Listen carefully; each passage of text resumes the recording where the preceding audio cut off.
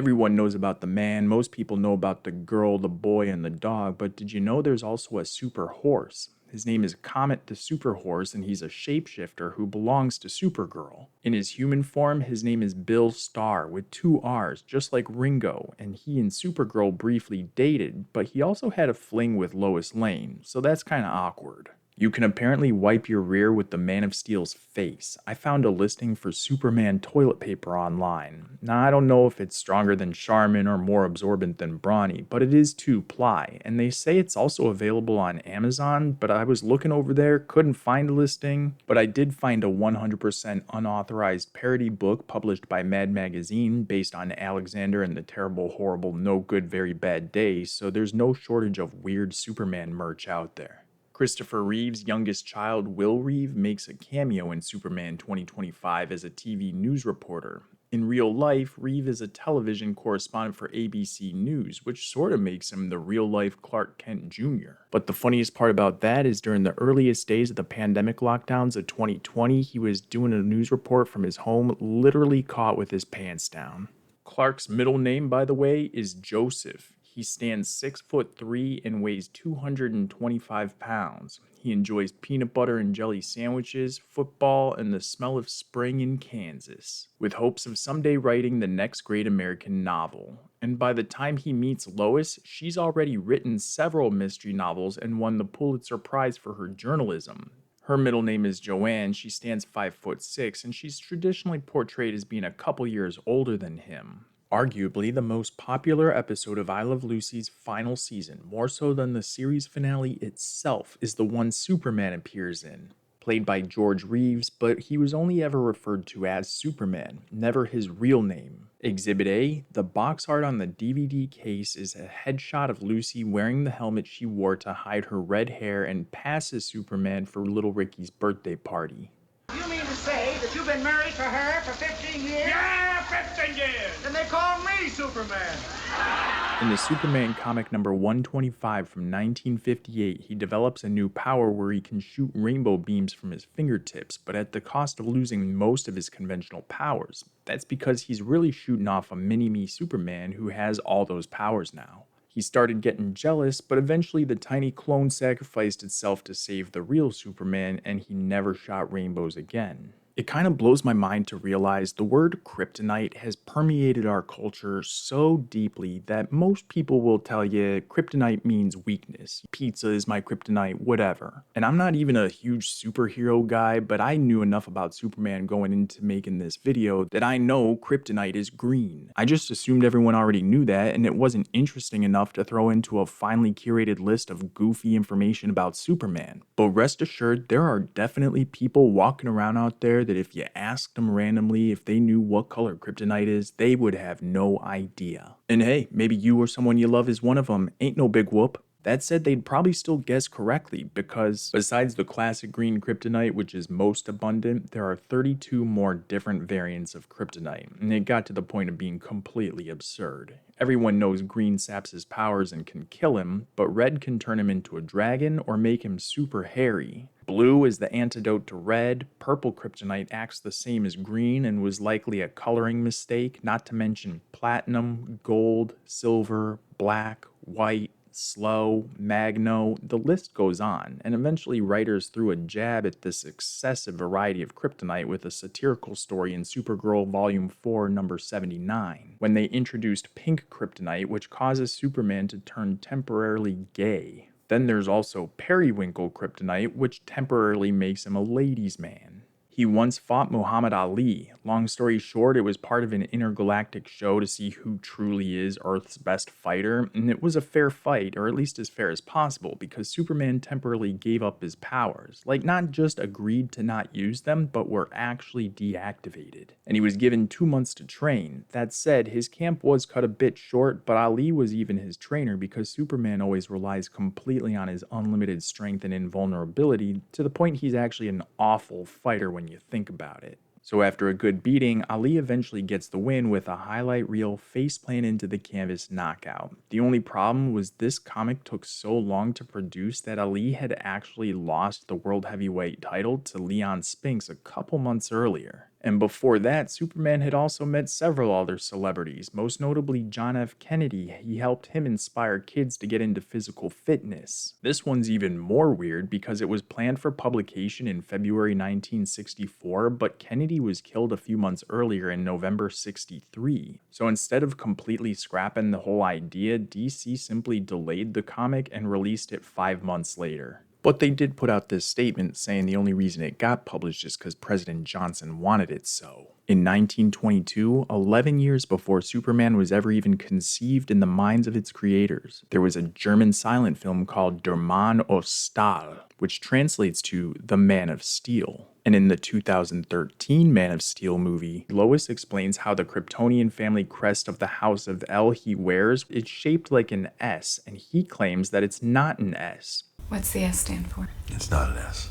On my world, it means hope. Well, here it's an S. But the two nerdy high school kids who created Superman back in 1933, Jerry Siegel and Joe Shuster, decided on making his logo S-shaped to stand specifically for super because he's supposed to be better than good or even great. And since both of their last names started with S, the design worked even better. And it's also similar to an Iroquois healing blanket design representing a snake that belonged to his ancestors Nathan and Mary Kent. Anyway, those creators, Jerry and Joe, they grew up in Cleveland, Ohio, which is one of the prominent filming locations for the 2025 movie, either by coincidence or as a way to pay homage to where Superman really originated from. We'll talk more about that in a moment, but Jerry and Joe created Superman to be everything they wish they could be and live vicariously through him. He didn't need glasses, he has a bunch of muscles, he's good with talking to girls, everything they weren't. So Clark Kent more accurately represents how they felt on the day-to-day. And because of their lack of confidence in Superman's ability to stand out among other superheroes of the time, they sold all the rights to the character in the first story that got published in June 1938 to the company that we know today as DC Comics for $130. Adjusting for inflation to 2025, that'd be almost $3,000, which I understand is a lot to a couple of high school kids, but it's an absolute breadcrumb in the scheme of things when you think about how much money Superman has generated over nearly a century. So in 1947, they sued DC for $5 million to get the rights back. They lost and were offered $100,000 to shut up and never make such claims over ownership rights ever again, which they accepted. About a year later, Jerry married the girl who posed as Lois Lane for Joe to draw the first time back in 1936, but it wasn't until 1975 when Jerry finally grew a pair and took on his own battle for justice when he caught wind of the fact that Marlon Brando would make $3.7 million for about 12 days worth of work on the 1978 movie, and him and Joe would make diddly squat, writing a 9-page diatribe detailing what DC Comics had done to him and Joe, asking the public to boycott anything Superman and shame DC until they were properly compensated. Legally, DC didn't have to do shit, but morally something had to be done. The history of copyright lawsuits over Superman's creative rights goes pretty hard, but long story short, DC still holds the copyright to Superman to this day, but they worked out a generous deal with both the Siegel and Schuster families to properly compensate them, with medical benefits and continued support after their deaths to their immediate family, finally making things right in the Superman universe after about 70 years of injustice. Clark learned he could fly when his dog Rusty jumped up on his chest and knocked him off balance, tumbling down into a ravine. Rusty was a regular doggo, not to be confused with Krypto the Superdog, who debuted in 1955, and I can't wait to see if the YouTube auto-generated captions spell his name with a K or a C, since Krypto is typically short for cryptocurrency these days, while the dog's name is short for Krypton. Krypto's presence in the 2025 movie was first revealed in October 2024 by the director via social media to commemorate Adopt a Shelter Dog Month. And for his first live-action appearance, Krypto was based on the director's own rescue dog, Ozu, which they scanned and then digitally altered. Lex Luthor is a redhead. When he debuted in April 1940, he had a full head of red hair and wasn't seen as bald until the beginning of 1941. In preparation to star as Superman, David Corenswet gained 40 pounds of muscle. And he's not the first Superman actor to undergo some kind of bodybuilding regimen. Christopher Reeve bulked up with a workout plan supervised by the same guy who played Darth Vader. Well, I've been working out. And Henry Cavill said one of the most difficult parts of making Man of Steel was developing his physique for the shirtless scenes. He didn't want to take steroids or have digital touch-ups, so he just worked out like crazy, training for months and cutting his calorie intake to achieve a 7% body fat level. And as soon as they shot the shirtless scenes, he went back to a regular routine, and he was given a pizza and a tub of ice cream as a reward. And by the way, the Man of Steel movie was released in June 2013, the 75th anniversary of Superman's debut in Action Comics #1. Well, sort of. The cover of Superman's debut comic appearance is dated June 1938, but it was actually published 2 months earlier in April of that year. And apparently, when Cavill first got the call from the director to let him know he had gotten the part, he allegedly missed the call because he was too busy playing World of Warcraft. I was playing a game called World of Warcraft. And, I've heard of all of them. Yeah. And I missed the call from Zack Snyder to tell me I got Superman. But, like, did you hear the phone ringing? I did. And you chose to ignore it? Absolutely. David Cornsweet and Christopher Reeve are tied as the tallest actors to play Superman, standing at 6'4", making them each 1 inch taller than what Superman is listed at. And while thinking about all the men who have ever played Superman, I began to wonder if it's possible to pinpoint an exact number as of 2025 between live actors in movies and TV shows and voice actors from cartoons or old radio programs, or don't forget video game or theater performances, even spoofs and satirical appearances. But then I found the list I was looking for, listing every major Superman portrayal, and the list is extensive as hell. And by the way, George Reeves and Christopher Reeve are not related. Notice the S at the end of the one guy's name. It's his stage name. He was born George Kiefer Brewer, and as far as I could tell, the two men never actually met. Kirk Alyn was the first guy to ever portray Superman in film in 1948, and then 30 years later, he made a little cameo as Lois Lane's father. And if you ever pay attention to Christopher Reeve's hair in that movie, when he's Clark Kent and when he's Superman, he has his hair parted to opposite sides. But Reeve was a relatively unknown actor at the time, so playing Superman is really what boosted his career. If you ever go find the trailer for Superman 1978 and you look at the credits, you'll see Marlon Brando and Gene Hackman listed before him. And for his portrayal of Clark Kent, Christopher Reeve said he based his performance on Cary Grant's character in Bringing Up Baby. Rachel Brosnahan told us in an interview with Extra how she prepared for the role of Lois Lane. Spoke to a handful of really brilliant journalists to help me kind of get inside the mindset, folks who have both worked on, in a newsroom and also on broadcast, which Lois obviously doesn't, but still helpful. The 2025 movie was originally going to be called Superman Legacy, but the focus of the plot is on looking forward, not to the past. So they dropped the word legacy and went with a simpler one-word title. And for the 2025 movie, besides using the comics obviously as source material, according to the Japanese Cinema Today website, James Gunn cited Godzilla -1 as a major influence on his film. Mostly taking the elements it was praised for, with having a giant monster, but also excellent storytelling among the human characters, bringing out all the drama and emotion. And as I alluded to earlier, the 2025 movie had a lot of scenes shot in downtown Cleveland, Ohio. There are plenty of news stories and people just out there with their cell phones filming things and posting it online to show how the city was transformed from Cleveland into Metropolis. There are fake storefronts like Hobbs Bay Pizza that in real life is actually downtown Cleveland's Guy's Pizza, Ohio City Burrito transformed into the Wounded Duck. Just take a look at this scene behind me. You can see spectators taking film, and now we're typically on Superior Avenue and East 6th Street, but right now Superior Avenue has been turned into Concord Street in Metropolis. Cop cars, fire trucks, garbage cans, phone booths, storefronts, all sorts of things were rebranded to look like things from the Superman universe. This was a Daily Planet. The globe was right here. As Christopher Reeve grabs the airplane in his first movie, the S on his chest is backwards. It's only visible in a couple frames because they knew in post-production if it were too visible, it'd ruin the immersion of the viewing experience because it's so telling of a flipped or mirrored shot.